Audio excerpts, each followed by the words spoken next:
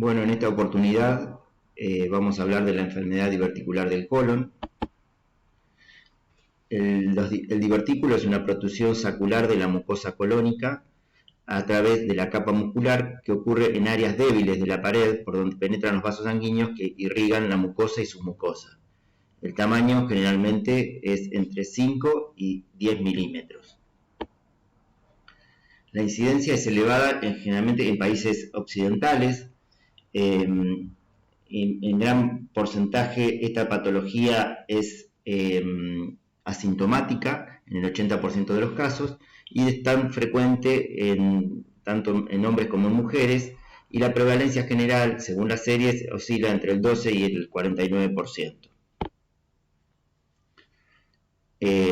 Como dijimos, esta es una patología que aumenta con la edad.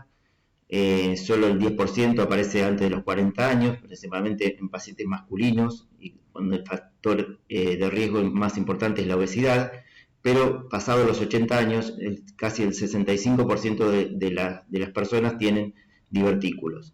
Entonces se ha establecido que no solo se trataría de una enfermedad, sino un fenómeno normal de envejecimiento.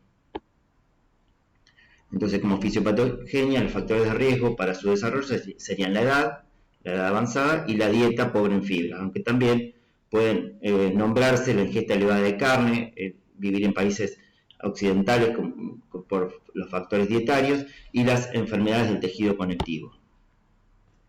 La herniación de la mucosa y su mucosa a través de la capa muscular en realidad son pseudodivertículos porque implican nada más que 2 de las 4 capas de la pared. Tienden a formarse los divertículos adyacentes a las tenias,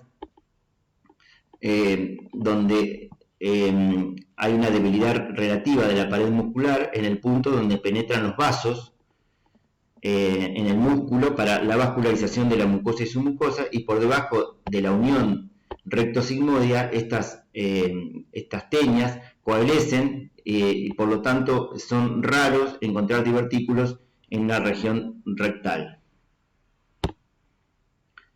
El número puede variar desde 1 a cientos. El tamaño, como dijimos, puede ser de 3 a 5 a 10 milímetros, pero se han visto divertículos de hasta 2 centímetros, aunque está descrito un divertículo gigante que mide hasta 25 centímetros. La localización siempre es más frecuente del lado izquierdo, 85% en el colon sigmoides y el 15% en colon derecho, aunque puede ser una enfermedad pancolónica. En países asiáticos predomina la afectación del lado derecho. Entonces, en la patogenia interviene la alteración estructural de la pared del colon, que hay un estado prediverticular, miocósico en acortamiento de las tenias, aumento de la presión intraluminal, se forma una segmentación, por lo cual aumenta la presión dentro de la luz y predispone a la herniación de esa mucosa, y la dieta pobre en fibras. Las formas de presentación serían la diverticulosis asintomática, que es un hallazgo en pacientes que son estudiados por otro motivo, la diverticulosis sintomática no complicada, la diverticulosis complicada con una diverticulitis, que a su vez puede ser no complicada o complicada con un absceso, una perforación, una obstrucción o una hemorragia. Entonces dijimos que la diverticulosis asintomática es un hallazgo casual, no tiene indicación de tratamiento ni de seguimiento, y el efecto profiláctico puede indicarse una dieta con elevado contenido de fibras. En cambio, la enfermedad diverticular no complicada cursa con dolor en el cuadrante inferior izquierdo, en la fosa ilíaca izquierda, que empeora con la ingesta, atenúa con la defecación o los gases, la eliminación de gases, puede provocar distensión, diarrea o estreñimiento, mucorrea, y el diagnóstico diferencial más importante es con el síndrome de intestino irritable. El diagnóstico se hace a través de estudios por imágenes, que puede ser un colon por enema, pero el estudio diagnóstico principal es la videocolonoscopía, pero en algunos pacientes puede haber dificultad para realizar la videocolonoscopía cuando existe un espasmo, una estenosis o una fijación inflamatoria del colon.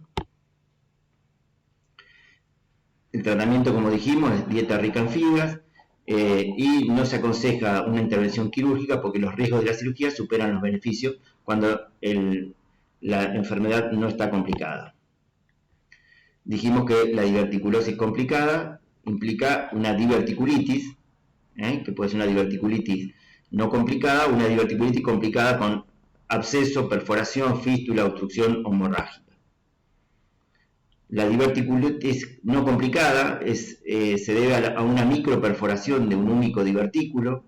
El cuello del saco es obstruido por un fecalito, por materia fecal. Entonces comienza una proliferación bacteriana dentro del divertículo con alteración de los mecanismos de defensa mucosos, distensión con disminución del flujo venoso, con isquemia. Eso provoca un compromiso panparietal que determina la presencia de microperforaciones localizadas y contenidas mediante un proceso inflamatorio. Como vemos en el gráfico, entonces los divertículos que son más frecuentes en el colon sigmoides pueden complicarse a través de la obstrucción del cuello del divertículo y provocar microperforaciones y ser bloqueadas tanto por intestino delgado, por el epiplón, por la piel, o por la vejiga urinaria, que puede estar cerca del proceso inflamatorio. En la clínica va a ser el dolor en el cuadrante inferior izquierdo, modificación del hábito intestinal como diarrea, constipación, puede dar fiebre, defensa en la palpación y puede estar asociado a disuria o polaquiuria. El diagnóstico diferencial siempre lo vamos a hacer con un cuadro inflamatorio, una apendicitis, una enfermedad inflamatoria intestinal, el cáncer colorectal, una enfermedad inflamatoria pelviana, una ruptura de un quiste ovárico, una torsión ovárica. El diagnóstico, vamos a pedir una radiografía tanto de tórax como abdomen, de pie y de cúbito para descartar perforación o macroperforación con un neumoperitoneo, para ver si el paciente está en híleo, y también para ver densidad de tejidos blandos o se puede ver la presencia de abscesos. El colon por enema, si es necesario hacerlo, hay que usar material hidrosoluble y se puede indicar cuando uno piensa que el paciente puede tener una fístula o una extravasación de contraste. El diagnóstico principal, el método complementario principal es la tomografía computada, donde uno puede ver los divertículos, la infiltración de la grasa pericólica, con engrosamiento de la pared colónica y la presencia de abscesos. Es un estudio que es de elección en la diverticulitis aguda, descarta enfermedad mural o extramural y permite el drenaje, puede ser terapéutico porque se puede hacer un drenaje percutáneo de abscesos pericólicos. También podemos usar la ecografía o la resonancia, pero son de escasa utilidad, y la endoscopía se debe evitar en estos casos por el riesgo de perforación. Se puede llegar a hacer una videocolonoscopía a las 6 u 8 semanas de pasado el cuadro agudo de diverticulitis. El tratamiento de la diverticulitis puede ser que se haga ambulatorio o con el paciente internado. Va a depender también de los síntomas, si son síntomas leves, sin signos peritoneales y que el paciente tenga ingesta conservada, que no tenga vómitos. Se puede hacer una dieta líquida, dejar el tubo digestivo en reposo y usar antibióticos, generalmente para cubrir gérmenes como Escherichia coli, bacteroides y estreptococos, y se usan esquemas como el amoxiclavulánico, trimetoprim sulfa más metronidazol o ciprofloxacina metronidazol. Y la internación va a estar indicada en pacientes ancianos, inmunodeprimidos, con comorbilidades o cuando el paciente tiene fiebre y leucocitosis. Por lo tanto, va a haber ayunar al paciente, poner un plan de hidratación parenteral y antibióticos endovenosos, metronidazol o clinga, micina, más una cefalosporina de tercera generación. Si el dolor y la fiebre y la leucocitosis no responden al tratamiento antibiótico, bueno, puede pasarse a un tratamiento quirúrgico con una resección del segmento intestinal con una anastomosis primaria, y el margen distal debe ser el recto proximal siempre. Se recomienda la resección programada después de 2 episodios de diverticulitis, y en inmunodeprimidos, dado la gravedad del cuadro, se aconseja la cirugía después del primer episodio. Si bien hay casos de recurrencia, pero es muy baja después de la resección. Hay una clasificación que indica según la gravedad de la diverticulitis, la clasificación de Hinchey, que el tipo 1 es un absceso confinado pericólico, el tipo 2 es un absceso a distancia, que puede ser retroperitoneal o pélvico, el tipo 3 es una peritonitis generalizada por ruptura del absceso, sin comunicación con la luz colónica, y el tipo 4 es una peritonitis fecal con perforación libre de un divertículo.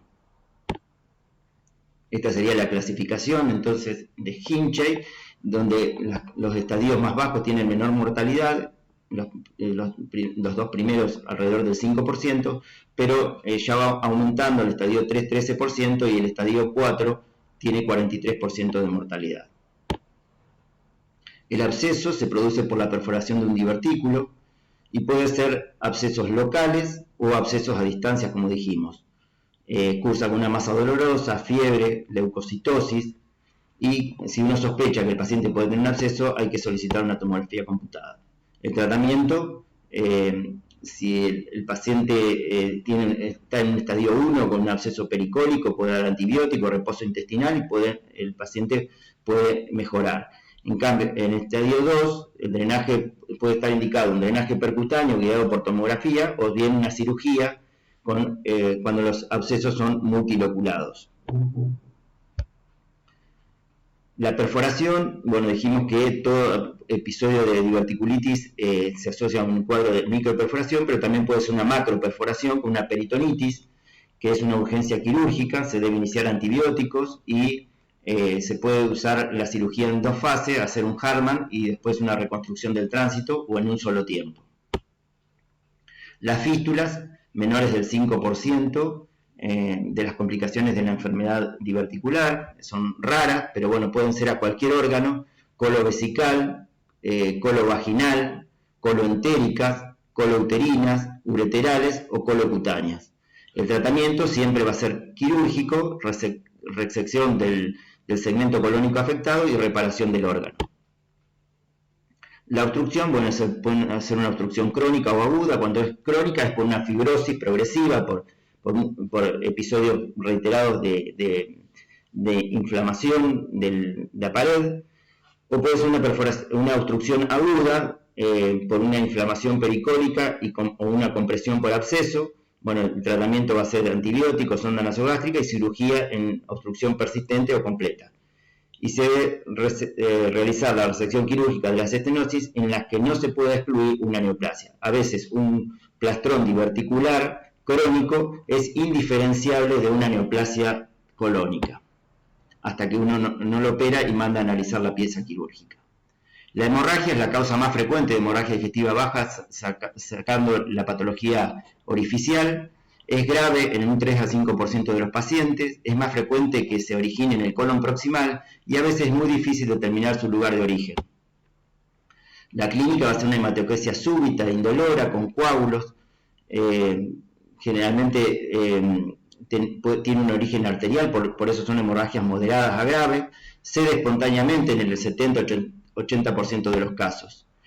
Y el tratamiento, bueno, según cuando tenemos una sospecha de la hemorragia diverticular y hacemos el diagnóstico del divertículos con la colonoscopía, si no hay sangrado, bueno, hay que corregir la coagulación y si tiene un sangrado se puede hacer un tratamiento endoscópico si uno identifica el divertículo sangrante y si el paciente está inestable se puede hacer estudios más complejos como la gammagrafía, la angiografía o una cirugía.